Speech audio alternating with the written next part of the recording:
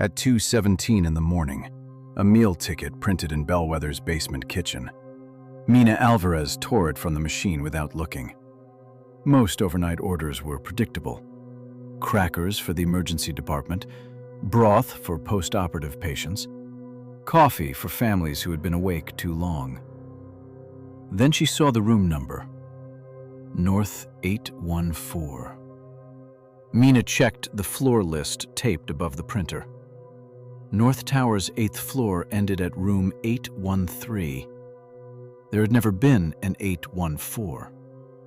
The ticket listed a patient named Elise Wren. Full liquid diet, no red food, jaw immobilized. Deliver before 3 a.m. Toby, the youngest member of the dietary staff, leaned over Mina's shoulder. Maybe they built another room while we weren't looking. Mina handed him the ticket. At 2 in the morning. Construction works faster when nobody supervises. He smiled, but Mina noticed he did not throw the ticket away. The order had a valid physician authorization. It had a current timestamp. It also contained a dietary note entered less than 1 minute earlier. Patient awake. Reports hunger. Mina called the 8th floor nurses' station. A tired nurse answered. North Tower. This is dietary. I have a liquid tray for 814.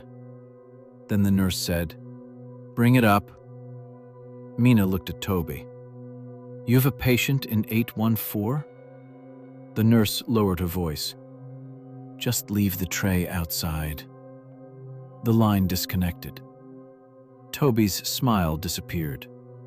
They loaded broth, apple juice, gelatin, and tea onto a cart. Mina removed the red gelatin and replaced it with lemon. Neither of them said why. The elevator opened on the 8th floor at 2:39.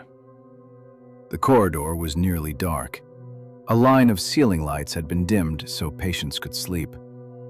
They passed room 807, then 809, then 811, then 813. Beyond 813, Mina expected to find the emergency stairwell. Instead, the corridor continued. It was only another 20 feet, but Mina had worked at Bellwether for 9 years. There had never been another 20 feet. At the end stood a gray door with a brass number. Toby stopped pushing the cart. The floor plan downstairs is old. Mina stared at the door. So is the building. A pair of muddy women's shoes had been left in the hallway. One was upright, the other rested on its side, as though someone had removed it in a hurry. The door was slightly open. Mina knocked. No one answered. She pushed the tray through first. The room looked older than the rest of the floor. No wall-mounted television, no electronic whiteboard, no modern call button. A woman slept beneath a white blanket. Her lower face was wrapped in bandages. Dark bruising covered her eyes and forehead. One arm lay outside the blanket. Her fingernails had been painted pale blue. Toby whispered, "We should get a nurse." The woman's eyes opened. Mina froze. The patient did not look at either of them. She stared at the food. Then, through her bandaged jaw, she whispered 2 words. "Not tomato." "There isn't any tomato," Mina said. The woman relaxed. Mina placed the tray beside the bed. There was no chart, no identification bracelet, no IV line. The room smelled faintly of rain and burned rubber. As Mina turned to leave, the woman spoke again. "Thank you for coming early." The door closed behind them. Toby did not make another joke until they reached the elevator. Then he laughed once. It was a nervous, breathless sound. "She's probably an overflow patient." Mina pressed the button repeatedly. "Overflow patients still get wristbands," Maybe hers was under the blanket. And overflow rooms don't appear overnight. The elevator doors opened. Before stepping inside, Mina looked back. Room 814 was still there. The muddy shoes were gone. At 7:10 that morning, Mina returned to the 8th floor with the dietary manager. Sunlight filled the corridor. They passed room 811, then 813, then reached the emergency stairwell. There was no additional corridor, no gray door, no 814. The manager ran one hand over the wall. This is concrete. Mina showed her the delivery confirmation on the handheld scanner. The tray had been accepted at 2:44 a.m. The location field read, North Annex, room 814. The manager sighed. Scanner error. Toby saw it. Toby thinks the ice machine is haunted. We spoke to the patient. The manager looked toward the nurse's station. Which nurse told you to deliver it? Mina described the woman's voice. The charge nurse checked the overnight schedule. No one admitted taking the call. No nurse remembered a patient named Elise Wren. The hospital census showed 238 patients overnight. The bed management system showed only 237 assigned rooms. At 5:59 a.m., the count had corrected itself.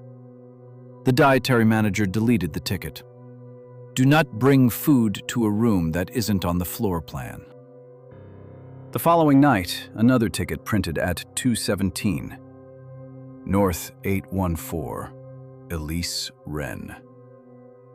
The order was identical except for one line. Previous meal accepted. Patient requests less salt. Mina refused to take it. Toby offered to go alone. She would not let him. Instead, they covered the tray with plastic and locked it inside the kitchen refrigerator. At 3:02, the 8th floor nurse's station called. A woman said, "The patient is waiting." Mina recognized the voice from the previous night. "Who is this?" The caller ignored the question. "You were told to deliver before 3. The room does not exist." The woman sounded confused. "Then where did you leave her yesterday?" The call ended. At 3:18, someone knocked on the kitchen's service door. 3 slow knocks. The basement corridor outside was empty. At 3:26, the refrigerator alarm began to sound. Mina opened it. The tray was gone. The next morning, maintenance workers found it on the 8th floor. It was sitting on the carpet in front of the concrete wall beyond room 813. The broth bowl was empty. The apple juice had been opened. Across the plastic cover, someone had written a message using condensation. Still too salty.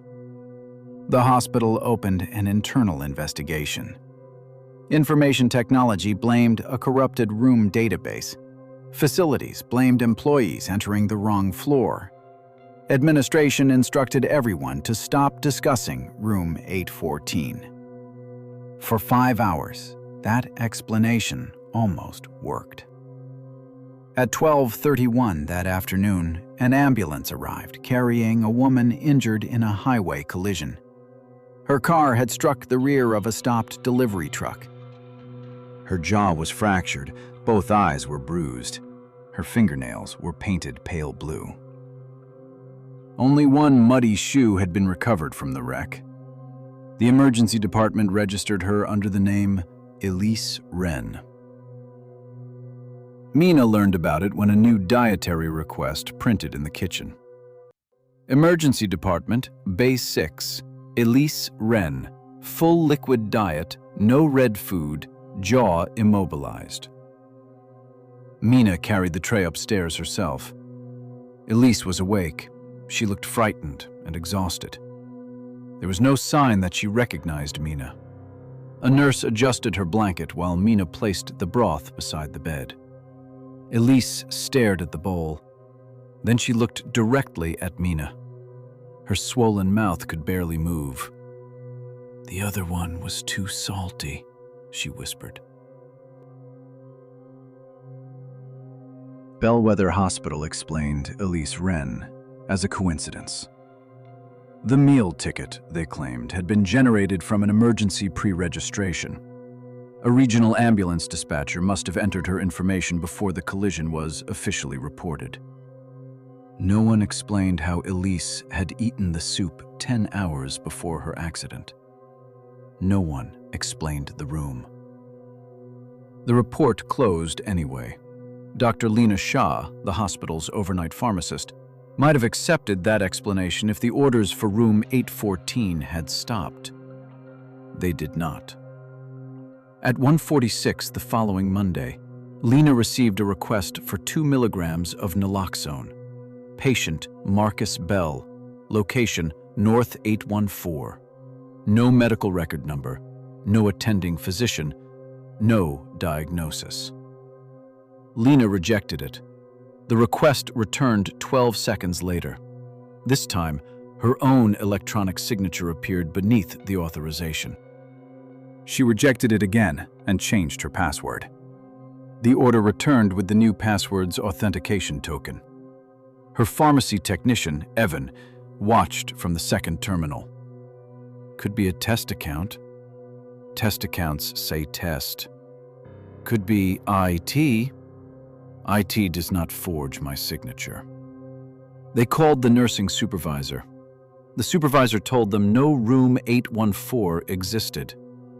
Then she asked them not to mention it over recorded lines. At 2:03, the pneumatic tube system chimed. An empty carrier arrived from station 814. Bellwether had no station 814. The highest active tube number in North Tower was 813. Inside the carrier was a handwritten request. Patient becoming difficult to wake. Send naloxone.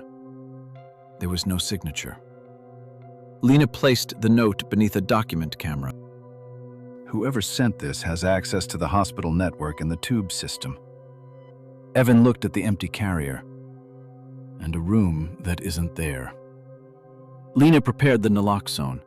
Before sealing the bag, Evan tore a small diagonal piece from the medication label. That way we know if it comes back. Lena almost told him not to. Then she let him do it. They sent the carrier to station 814. The system showed it traveling north. It passed station 806, then 810, then 813. The tracking icon continued beyond the final station and disappeared from the screen. At 4:22, the carrier returned. The medication bag was empty. The torn label remained attached. No signature confirmed delivery. At 9:40 that morning, paramedics brought in a man found unconscious in a motel bathroom. His name was Marcus Bell. He had overdosed sometime after 7 a.m. The paramedics had given him naloxone from their own supply. When nurses removed his clothing, they found an empty Bellwether naloxone syringe in the pocket of his jacket. The lot number matched the dose Lena had sent to room 814. The torn medication label was still attached. Administration confiscated the syringe.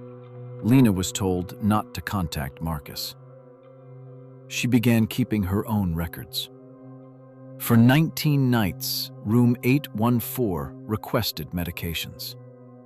Every name belonged to a person who arrived at Bellwether later.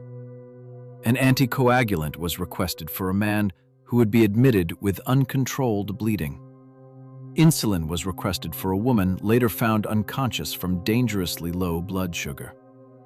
A sedative was requested for a driver who fell asleep behind the wheel.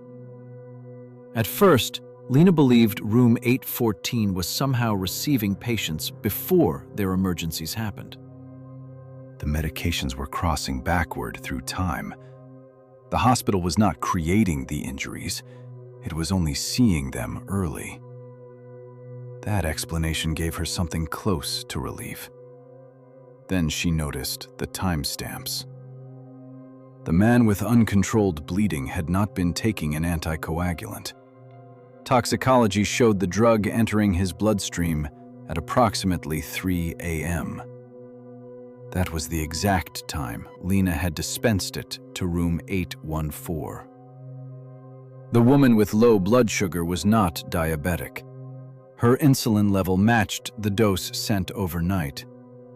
The sleeping driver's blood contained the same sedative from the same manufacturer requested for the extra patient hours before his crash. The orders were not treatments.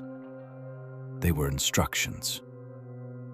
The hospital did not know what would happen to its next patient. It was deciding. Lena tried to prove it. At 2:11 on a Thursday morning, an order appeared for a man named Aaron Pike. The request called for a medication that would sharply lower his blood pressure. Lena replaced the drug with sterile saline. She sealed the bag and sent it to room 814. At 6:48, Aaron Pike arrived after collapsing at a bus terminal. He was conscious. His blood pressure was normal. Doctors discovered nothing seriously wrong with him. He was discharged before noon.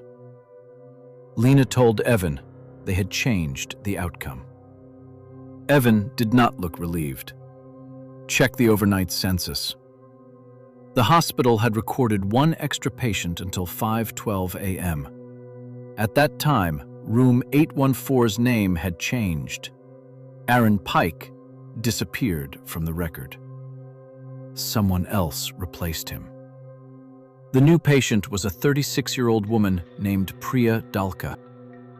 At 5:18, room 814 received a dose of concentrated insulin from an automated medication cabinet on the surgical floor. At 7:02, Priya was found unconscious in Bellwether's parking garage. She was an off-duty nurse coming in to collect a forgotten set of keys. She had never been diabetic. She died before reaching the emergency department. Lena stared at Priya's chart for a long time. "We didn't save anyone," Evan said. "We saved Aaron, and it chose Priya." Neither of them said the word hospital. They did not need to. That night, they disabled the pharmacy terminal. They shut down the tube station. They removed every medication from the automated cabinets nearest North Tower. At 2:17, the dead terminal turned on. A single order appeared. Patient Deacon Price, location North 814, medication morphine, diagnosis multiple traumatic injuries. Estimated admission time 6:14 a.m. Deacon Price was Bellwether's overnight security supervisor. Lena called his radio. "Deacon, where are you?" "North Tower." "Which floor?" 8. Lena stood so quickly that her chair struck the wall. "Do not go past room 813. The radio crackled. Deacon did not answer. Then his voice returned, quieter. "I already did." Behind his words, Lena heard the steady electronic rhythm of a heart monitor. Deacon Price had counted every occupied bed in Bellwether Hospital 3 times. The official census showed 241 patients. He found 240. He checked recovery bays, procedure rooms, the emergency department, the psychiatric observation unit, the neonatal intensive care unit. Every count ended one short. At 1:30 a.m., he began inspecting closed areas. The old North Annex had been sealed after a pipe collapse 11 years earlier. Its doors were chained. Its badge reader had no power. But the access log showed employees entering every night. Dietary, pharmacy, housekeeping, respiratory therapy, laboratory services, security. Each employee remained inside between 4 and 12 minutes. None remembered going in. Deacon searched his own badge history. He had entered the annex 6 times during the previous month, always between 2 and 4 in the morning. He remembered none of them. At 2:09, he removed the chain. Behind the annex doors was a dark corridor lined with abandoned patient rooms. Dust covered the floor. Old equipment had been pushed against the walls. The air smelled of disinfectant, despite the annex having no housekeeping service. At the far end, a light shone beneath one door. Room 814. Deacon drew his flashlight and pushed the door open. A patient lay beneath the blanket. An IV line entered the patient's arm. A meal tray rested beside the bed. An empty naloxone syringe lay in a disposal bin. A folded security uniform sat on a chair. Deacon approached slowly. The patient's identification bracelet showed his name. Deacon Price. Admission time, 6:14 a.m. Diagnosis, multiple traumatic injuries following a fall. The patient's face was swollen. Blood covered one ear. The left arm bent at an unnatural angle. Deacon lifted the patient's eyelid. He was looking at himself. His radio crackled. Lena's voice came through. "Deacon, where are you?" "North Tower." "Which floor?" 8. "Do not go past room 813. Deacon stared at the unconscious version of himself. "I already did." The heart monitor beside the bed accelerated. Lena arrived with Evan 4 minutes later. Evan stopped in the doorway. For several seconds, none of them spoke. Then Lena examined the IV bag. "Morphine." "I haven't taken anything," Deacon said. "Not you." She pointed toward the bed. "Him." Deacon looked at his duplicate's injuries. The chart listed a fall in the Western Service stairwell. He checked the time. 2:26 a.m. The predicted admission was nearly 4 hours away. "We keep him here," Deacon said. Lena shook her head. "We do not know what happens at 6. We know what happens if I use the west stairs. You know what the chart says happens." "That is enough." Evan looked toward the corridor. "What happens when the room disappears?" No one answered. They disconnected the IV. They removed the meal tray. Deacon locked both stairwell entrances and gave his keys to Lena. He remained inside room 814. At 5:40, the hospital census still showed one extra patient. At 5:55, Deacon's duplicate began to wake. Its eyes opened slowly. It looked at Deacon without surprise. "You shouldn't be here yet," it whispered. Deacon stepped closer. "Are you me?" The patient's gaze shifted toward the clock. "Not until 6:14. The heart monitor flattened. The body vanished beneath the blanket. The mattress rose as though no one had ever been lying there. Deacon checked the census. The extra patient remained. The monitor restarted. A new name appeared. Dr. Lena Shah. Diagnosis, anaphylactic reaction. Estimated admission, 6:21 a.m. Lena backed away from the bed. Evan said, "It changed because Deacon isn't going to fall." Lena examined the new chart. The listed allergy was to latex. She removed her gloves. Deacon pulled every latex item from the room. At 6:21, nothing happened. Lena remained conscious. For 12 seconds, all 3 of them believed they had stopped it. Then the monitor changed again. Evan Rook, Diagnosis: penetrating chest injury. Estimated admission, 6:29 a.m. Evan looked toward the door. I'm not leaving. They searched him for anything sharp. Deacon secured the broken equipment in the corridor. Lena locked Evan inside an empty room. At 6:29, he was still alive. The monitor changed. A housekeeper, then an emergency nurse, then a patient transporter. Each time they prevented the listed event, room 814 selected someone else.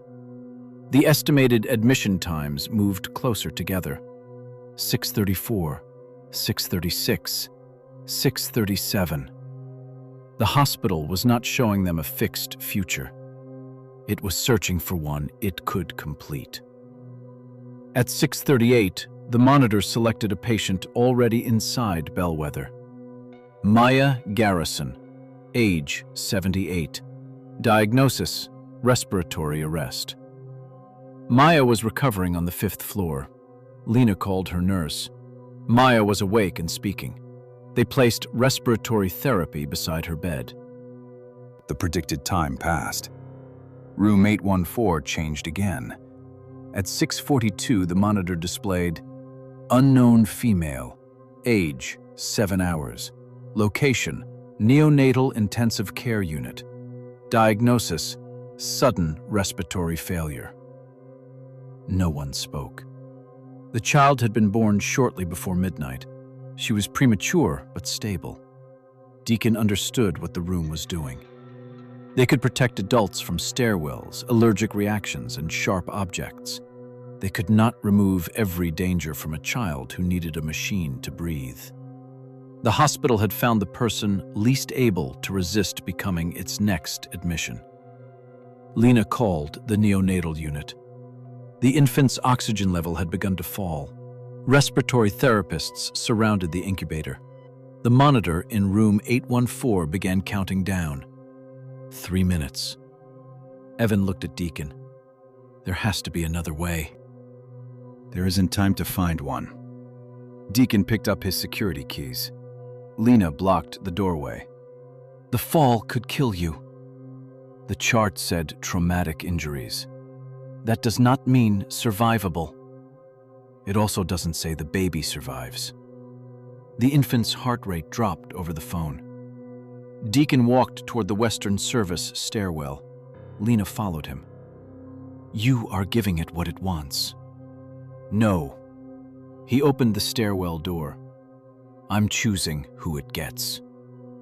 The lights inside were off. Deacon stepped onto the landing.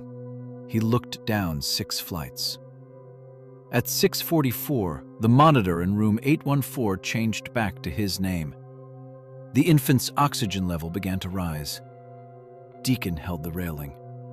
For 1 second, he almost stepped away.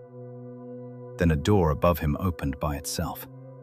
The heavy metal edge struck his shoulder. His hand slipped. He fell. Lena heard him hit the landing below, then the next, then the next. The hospital census corrected at 6:45 a.m. Bellwether no longer had an extra patient. It had an incoming one.